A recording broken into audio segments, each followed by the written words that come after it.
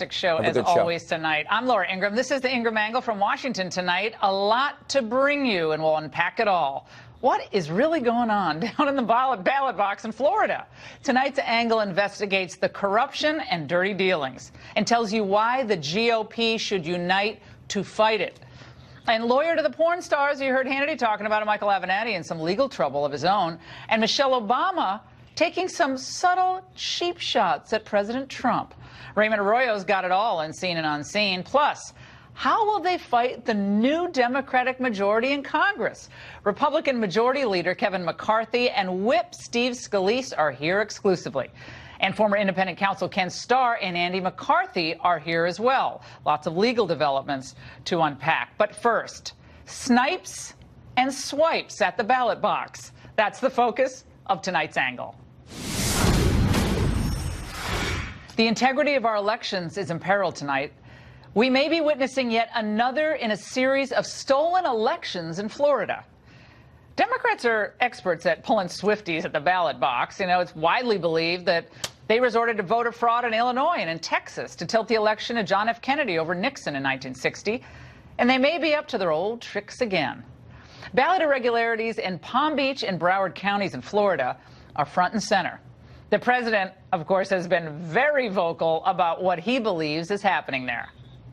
Any evidence of Wait, well, you take a look at the past. Take a look at the past. And all of a sudden, they're finding votes? You mean after the election, they're finding votes? Predictably, the media have rushed in to poo-poo any notion of voter fraud. There is no evidence to back up the claim aimed at the Florida recount, but it offers a window into the president's state of mind. To be very clear, and I just want to make sure everybody at home understands, there's no evidence to that story. It's a fever dream. It's like it never happened. The New York Times yesterday wrote, in Florida, no one has offered evidence of widespread election fraud. No one?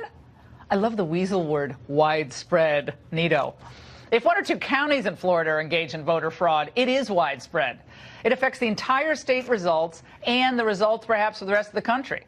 Let's examine the facts. Things are so bad in Palm Beach that Governor Rick Scott, who's in a tight Senate race there, sued the county election supervisor, Susan Bucher. The judge determined that she had illegally withheld overvoted and undervoted ballots from the canvassing board. And worse, she's refused to allow public scrutiny of the ballots. Scott has vowed to fight back against Democrats playing fast and loose with the voters' will. I will not sit idly by while unethical liberals try to steal this election from the great people of Florida. And the governor has also sued Broward County election supervisor, something of a kind of her own rock star these days, Brenda Snipes. Now, Snipes is, well, a piece of work. Her predecessor, remember, was literally walked out of her office in 2003 for grave neglect, mismanagement, and incompetence. Practically a tradition down there in Broward. And in May, a judge found Brenda Snipes guilty of illegally destroying ballots during a primary election in 2016. Then in August, a court found her guilty of secretly opening mail-in ballots, which is illegal in the state. Then on Friday, Governor Scott won his lawsuit against Snipes. The court found that in this election, she continued to discover new ballots. She was found in violation of the state's public records laws and has been ordered to release information to Governor Scott. So far, she hasn't complied with the order. You refused to give the Scott campaign the information they wanted. It had to go to court. The judge said you had to turn it over. You didn't turn it over by the deadline that was given. That is cast as a partisan spat, that you're doing that because you're a Democrat. How do you respond to that? Well, I was talking with a woman today as she came into our office, and she made some statement about a partisan statement, and she said, I know that you're a Republican. I said I have been a Democrat all my life. In this position, I have been very focused on party because I want to treat all of the voters in Broward County the same. We don't select who we give out information to. We give information to those persons who have requested it. And I believe the public records request says in a timely manner, and we attempt to do that. And wait a second. Did she actually hear the question? This woman is unbelievable. The Miami Herald reports that an election worker found bags of uncounted early ballots in the Broward County Elections Office. Snipes also mingled rejected provisional ballots with the accepted ones. And then she proceeded to count them all in the official vote tally. Neato. Now a recount is underway where the counters must discern the intent of the voters if there is a mark on the ballot here or there.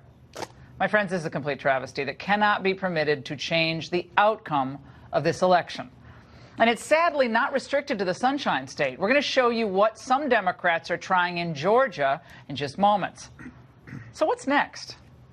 I think as the Kavanaugh fight demonstrated, Republicans must stand united to expose the malfeasance and the fraud of the left. Because when we do, we usually win. You can't allow this flouting of the rules and procedures by corrupt officials or political hacks. Can't let it stand. And if we allow this to go unchecked, it will undermine our democracy, and like a contagion, it's going to spread across the nation. 18 years, can you believe it, since Bush v. Gore? It's absolutely unforgivable that we're still dealing with these types of issues. It is time for the Department of Justice to step in and do a top-to-bottom investigation regarding why these issues still persist. And if necessary, people are going to have to go to jail. There have to be repercussions for willful, fraudulent defiance of electoral laws. If this isn't cleaned up, I'm telling you, the GOP can kiss any hopes of restoring their majority, let alone a presidential victory. They can kiss it bye-bye in 2020. And that's the angle. Joining me now, Richard DiNapoli, former chairman of the Broward County GOP and current state committee man, and also a recount monitor, so he's actually in the room while the votes are being tabulated in Broward. And also with me, Blaise Ingoglia, chairman of the Florida Republican Party. Richard, let me start with you tonight. Give us some insight into what you have uncovered as you have observed what's been going on in your home state we all love so much. What have you found? Well, it's a national embarrassment here in Broward County. We've had Brenda Snipes as the supervisor of elections for about 15 years now. And it's just a repetitive problems, one after another. She's faced multiple lawsuits over the years. She has illegally destroyed ballots. She has not followed the law. And there are so many irregularities in Broward County that all confidence in her is lost as a fair arbiter of, an election. And, just myself on Sunday night, an Avis employee from a rental agency at the airport contacted me and let me know that there was a provisional ballot box left in a rental car at the airport, which did contain unmarked ballots in it. So there are a lot of problems here in Broward County, and no one has any confidence in Brenda Snipes. Okay, so a box of unmarked ballots. What could possibly go wrong with that? Just floating around in a rental car. Are they supposed to even leave the polling places? I mean, it would seem like, that's like having a test floating around, SAT tests floating around in the back of cars or something. That's just, obviously a lot worse than SAT tests, but it's just ridiculous. Blaise, I want to go to you. It is totally ridiculous. Yeah, Blaise, I want to go to you because Snipes seems to be in willful disobedience of court orders. She just simply doesn't care. She's making $178,000 a year. I think she got a 10-20% salary bump up in 2016, so she's making pretty good coin for screwing up another election. But why should anyone have faith in this process here? And yet all these media outlets say, oh, there's no fraud at all. Look the other way, no fraud. Yeah, Laura, to your point, the Florida GOP, we sued Brenda Snipes after last election because we saw a lot of the same stuff happening this election. We got a order from a judge just telling her to basically follow the law. It was nothing more than just follow the law. Supervisor Snipes then went to court asking them to lift that order, and we had to go back to get them to put that order back in place for this election. But by her asking a judge to lift the order, and all the order said was just to follow the law, that goes to show you the mindset of a Supervisor Snipes. She clearly does not want to follow the law. She wants to do what she wants to do, and what she's doing is not transparent. She's doing a lot of stuff behind the scenes, outside of the public eye, and that's eroding the confidence in her abilities and in the electoral process that you are referring to. Here's the problem, and this is the big problem. There's so many problems going on in Broward and Palm Beach County, and this is where the media, the liberal media, gets it wrong, is they keep on saying that there's no evidence of voter fraud. What I'm asking is, show me that there's no voter fraud going on at all, because of all of these inconsistencies. If there was fraudsters that wanted to fraud an election, all they would have to do is head to Broward or Palm Beach. Yeah, I mean, it should be the opposite. The burden should be on them to show that this is actually working legitimately. I want to play something for both of you. This is Brenda Snipes last night in a tour de force performance on CNN about the separated ballots. Let's watch. Your critics point to 2020 22 rejected provisional ballots that were put in with a batch of 200 valid ones. There were 25 ballots in question, not 21, and those 25 ballots had not been counted as of today. Well, one little problem there. Her own lawyer contradicted what she said today. This guy, Pettis, says he told reporters following the Saturday deadline to transmit Broward's results that the canvassing board had, in fact, included those provisional ballots in its count. The 205 previously open provisional ballots, are they included in the numbers sent to the state or not? Asked a reporter. Yes, they are, Pettis responded. They have been included in that process, but there's no way to separate out valid and invalid, correct? I'll go to Blaze or Richard. Yeah, exactly right. I mean, the problem here is that if she just did her job, which is she's supposed to report the totals 30 minutes after the polls close at 7 p.m., and she did not accomplish that. While other counties across the state, whether large or small, Miami-Dade County with many more voters, tabulated its results in a timely fashion. But we always come down to Broward, where over 80,000 ballots came in after the deadline. And that's the core problem here. That's why you have these allegations of fraud, is because did those ballots actually arrive by the deadline of 7 p.m.? Who knows? Only Brenda Snipes knows. And that's the problem.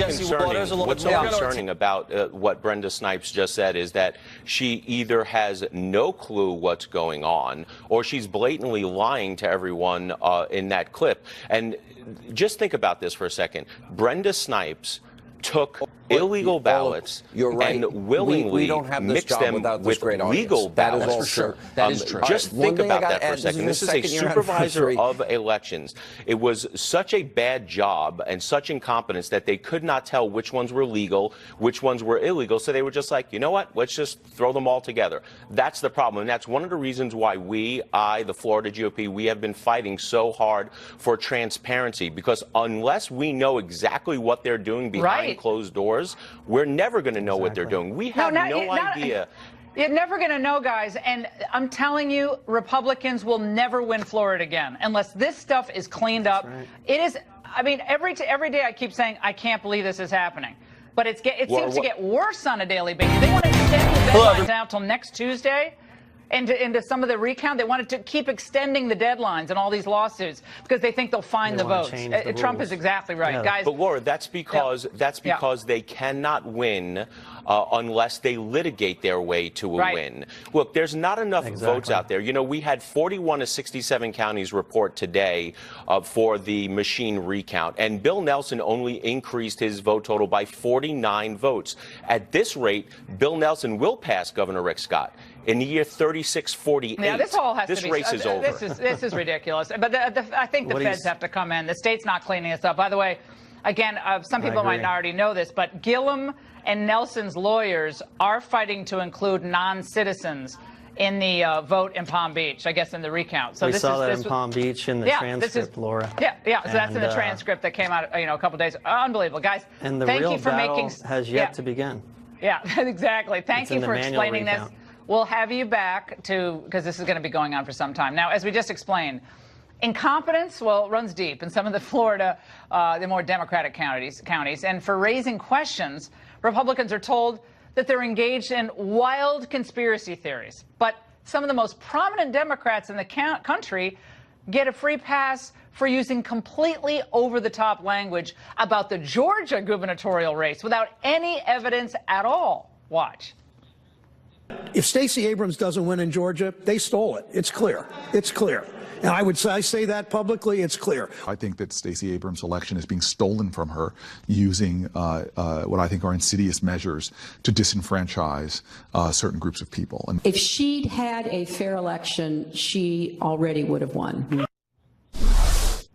No media concern about that. Here now, David Bossie, Deputy Campaign Manager for Trump 2016, and of course, Fox News contributor, and Dan Bongino, former Secret Service agent, NRA TV host. Dan, let's start with you. If the GOP is subverting the rule of law in Florida by asking folks to follow actual election law, what are the calls, what do you call this from the Democrats in Georgia?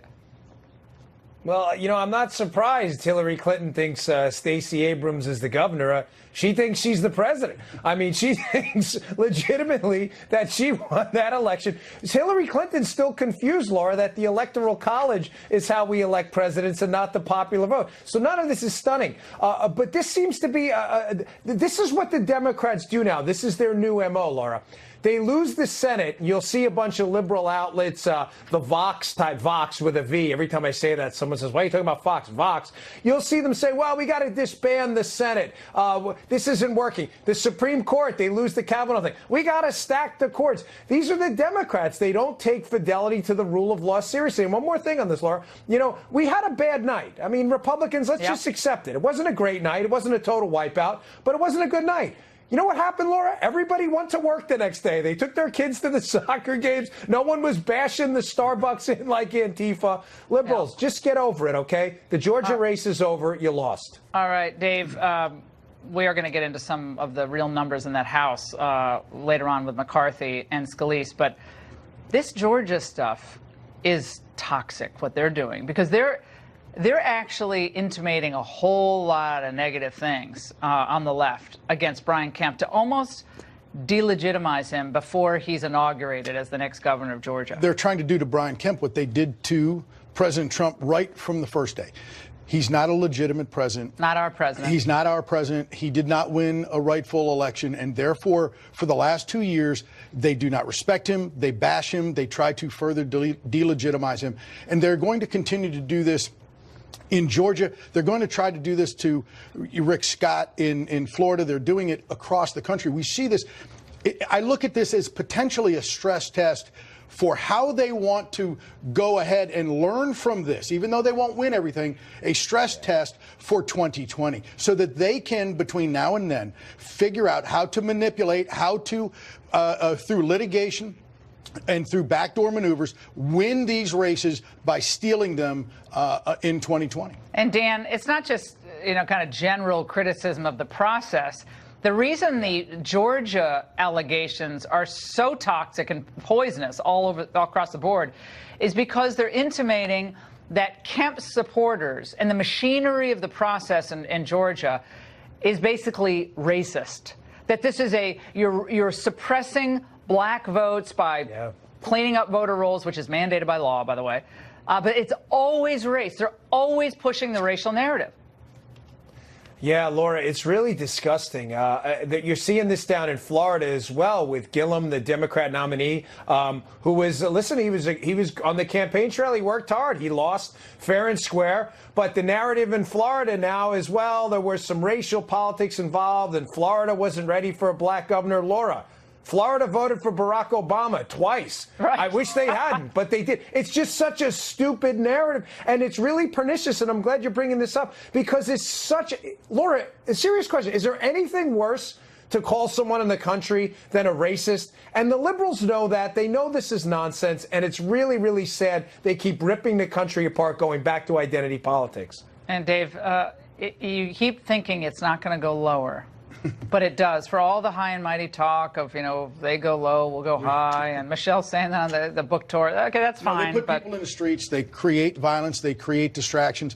Look, if it was me, if I was Ron DeSantis, I'd be firing this woman, Brenda Snipes, in one of my first actions on the job, because no one in Florida, no matter what side you're on, can have confidence in this But woman. why did Rick Scott let her stay there? Well, I think that's a question for a different day. But I think the new governor coming in with a clean slate, can make moves. I hope he does, and he needs to take very seriously what steps he needs to take to make sure Florida's vote in 2020 is clean. Right, but if the states can't get this done, there should be a Voting Rights Act investigation undertaken by the Justice Department. Maybe Mueller could take this over. I don't know. Maybe if he's really looking for something to do and he wants to find voter suppression, issues, maybe Mueller could investigate Snipes. Yeah, Bongino, can you imagine what they'd say about, like, Matthew Whitaker comes in and, like, totally upends Florida? They would really have the conspiracy going if that happened with the acting attorney general. All right, guys, thanks so much. And coming up, how will House Republicans, what Dave and I were just talking about, resist Democrats who are determined to lob subpoenas at the president? Fresh off their leadership elections today, current House Majority Leader Kevin McCarthy and Whip Steve Scalise will explain.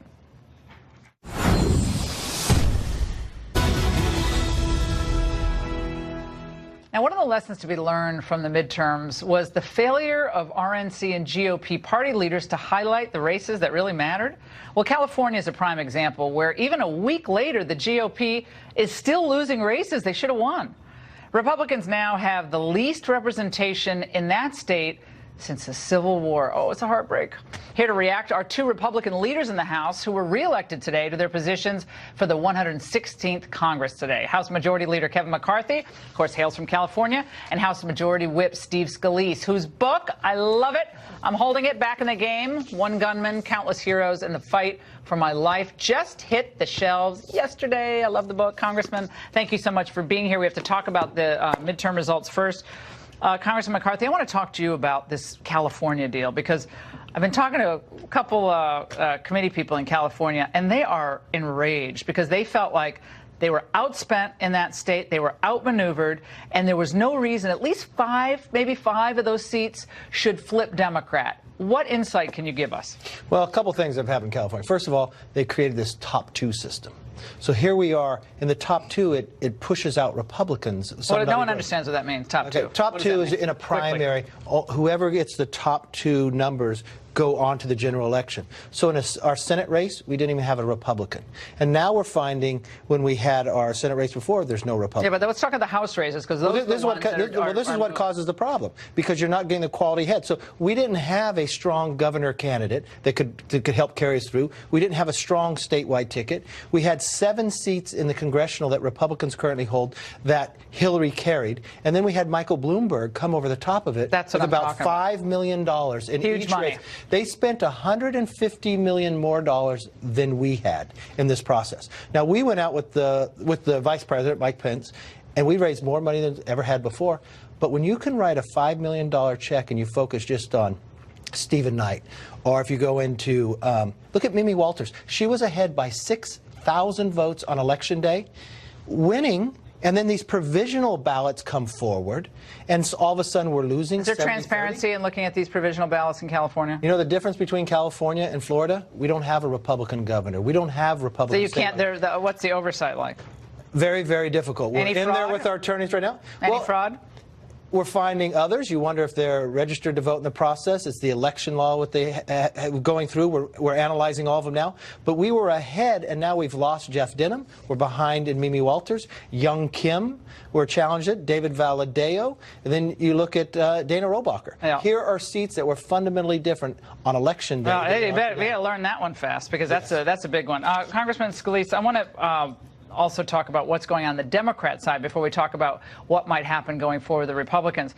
There's a lot of pushback against Nancy Pelosi becoming the next speaker. You all can vote in the speaker's race, right? It's for everyone to vote. Would you support Nancy Pelosi? Will you announce your support for Nancy Pelosi as speaker tonight? I think they deserve Nancy Pelosi as speaker, but I sure don't want to see it. I went through 2.5 years of Nancy Pelosi as speaker, and I came in not long after Kevin, and she was speaker, and you saw what she did to the country. I mean, they ran through Obamacare with the famous, you got to pass the bill to find out what's in it. They did cap and trade in the House. They did but isn't it more radical than she, right? The next person could be worse. Their party's even further left. You saw so why wouldn't you want Cortez?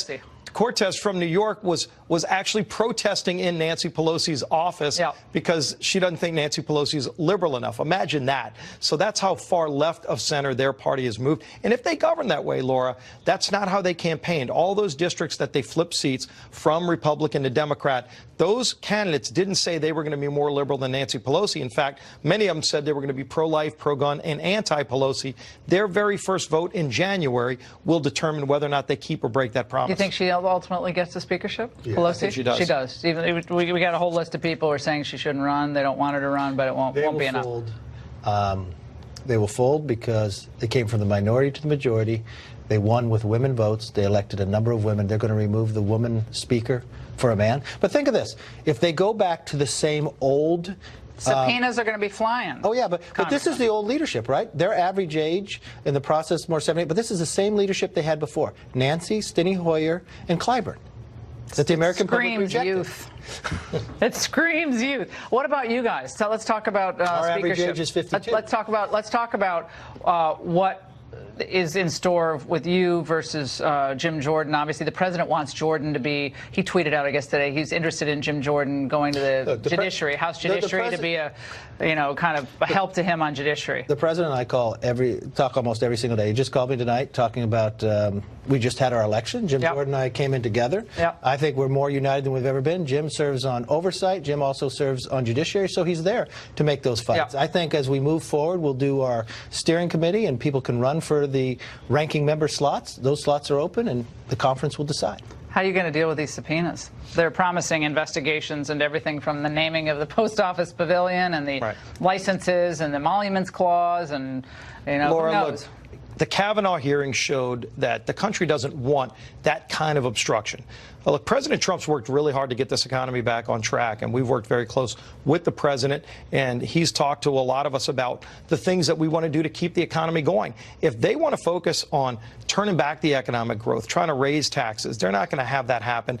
If they want to try to just sit there and obstruct and block everything that the president wants to do and go down the impeachment road, that's not what they those members that flipped seats from Republican to Democrat campaigned saying they would do opposite of that. So if they do, they're going to pay a dear price, and ultimately that's one of the ways we get the majority back in 2 years. Congressman McCarthy, a lot of concern about the caravan that was supposed to never get here, or was getting a month away, or don't worry, it's not an emergency. Well, a lot of people in the caravan are in San Ysidro tonight. Oh, they're on the wall. Yeah, they're on the wall. They're climbing over the fence. Oh, it's not a wall, but they're climbing over the fence on top. In California, we built the wall, and that's part of the funny part of it. Part of it, we have to finish it. Are they passing ballots up to them? Like, here, pass it to him, and then pass it on. They write the provision. But what about the lame duck? What's going to happen to the lame duck? A lot of people are worried that's either going to be a bad amnesty deal, a cram through of amnesty, not going to get funding for the wall. The president needs that funding. Look, on the House side, we've been very good about this. We have more than $5 billion. We've been the most going through. That's addition to the billions we've already sent. The Senate has already been the challenge. We're working with the president and the Senate because we are still in the majority till January.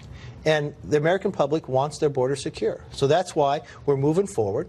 We will be coming back in after Thanksgiving as well. We have 7 of the bills to get finished, and one of them happens to be dealing with this as well. I think we'll get it done. We need to fully fund the wall, and we've been working with President Trump $5 billion doesn't get to do this. But that's why I introduced a bill to build the wall. Ultimately, let's have this fight in the next few weeks. Let's plug the book, though. Back in the game. First of all, you look great. You're doing great. You're an inspiration to so many people. How you dealt with hardship. We all deal with hardship in our life. You dealt with really tough stuff over the last year.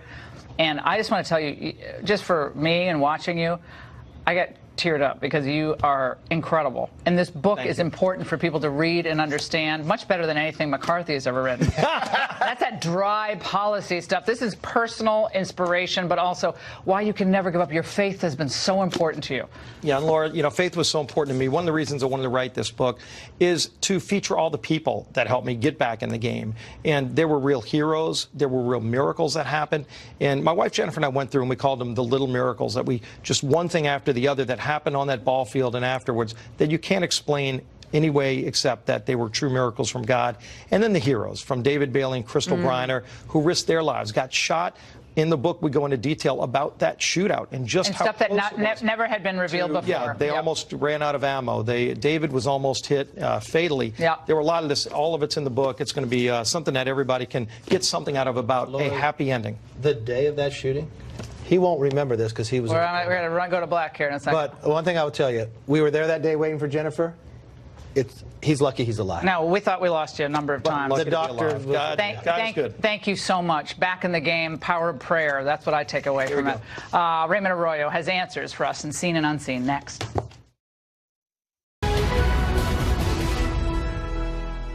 It's time for our Seen and Unseen segment where we expose some of the big cultural stories of the day. Well, getting banned from the happiest place on earth, Michelle Obama's subtle Trump book tour slights, and the lawyer to the porn star is, well, booked for hitting a woman. Joining us now is Raymond Arroyo, Fox News contributor, New York Times bestselling author of the Will Wilder stories. Raymond, a New York man now has been permanently banned from your favorite vacation destination. From Disney. Dion Cheney is his name. Now, he is a recidivist Trump supporter, Laura. He's gone about the parks carrying these posters or banners that he's displayed all over the parks. Now, this is a guy who, on Broadway, went to a Broadway show, Frozen, rolled out a Trump banner. They had to pull it away from him. Then he goes to the Disney park, puts it on the front of the train station. They warned him because they have a policy, no flags or banners or signs that incite a crowd. Well, he tested it again this week. He went on Splash Mountain, held a banner above his head as he went down the falls. You see him there. And they escorted him off the property, banned him from ever returning. Now, he says it's because of the content of the sign. The truth of the matter is they do have this standing policy. My advice, wear a MAGA hat, keep your politics in the political realm, keep entertainment and fun where it belongs. Now, some people have problems with this, Laura, like Michelle Obama, who's embarked on a 13-city book tour to promote her new memoir. Her first stop was in Chicago last night, where she appeared in a glittery interview with Oprah. But between the old stories and inspirational talk were some pointed critiques of the president. Watch. People ask, do I miss the White House? And it's like, no, I don't miss the house, because we took what was important in that house with us, and it is with us. It's family, it's values, it's the friendship. So the house is beautiful, and it's historic, and, you know, it was an honor to live there, but the people in it make it what it is. People make it what it is. They took the magic, they took the glamour with them when they left the White House. Oh, Laura. I see. So it's just It's a shell now, just a sad shell. Then there was a meditation on going low. Remember, when they go high, we go low. Watch this. See who's going low here. Get results when you go low. You just, get your attitude out. When you're in the White House and you have that platform and that responsibility where every word matters, you're often thinking, or at least Barack and I often thought, is what we're about to say going to help? Is it going to move the needle forward, or is it just going to make us feel vindicated in the moment? So it's a gentle hit on Trump without leaving a bruise. Michelle is really good at this. She is. She kind of messages this interestingly. And then we found this montage, Laura. It was very interesting. There was a line she kept using in all these interviews to promote the book. You're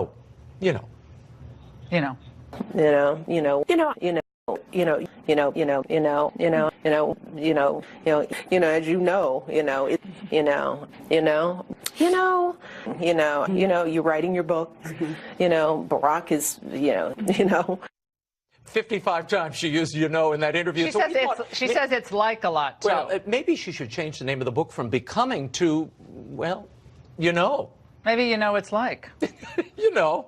Michelle Obama. I've got to say, that's a gorgeous book cover. Okay, we got to move to Avenatti. Breaking news tonight. Yeah. He has been arrested. Of course, Stormy Daniels' lawyer and Democratic presidential aspirant, Michael Avenatti, arrested by the LAPD tonight on allegations of domestic violence. Now, the victim's face is reportedly bruised and swollen. At the time of the arrest, Avenatti said, "She hit me first. This is bull." Fill in the blank. Now, that's one substance I think Avenatti probably has a lot of familiarity with. Your reaction to Avenatti's arrest here on these charges? Here's what I'm going to say. Just because he takes conclusions with no evidence, I am not going to do that. I am a former defense lawyer, and I don't like the idea of convicting someone on an allegation. I don't know enough about this case. So don't believe the victim without proving it. I want to see some more.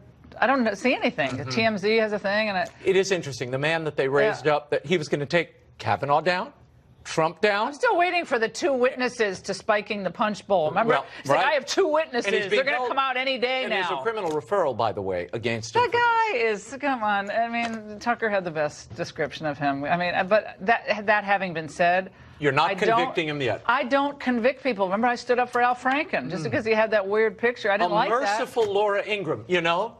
It's like, his unpopularity might have cost the GOP a Senate seat in Arizona. And now Jeff Flake is trying to further harm his party before he leaves. Ken Starr and Andy McCarthy are here to sound off next. Thanks, Raymond.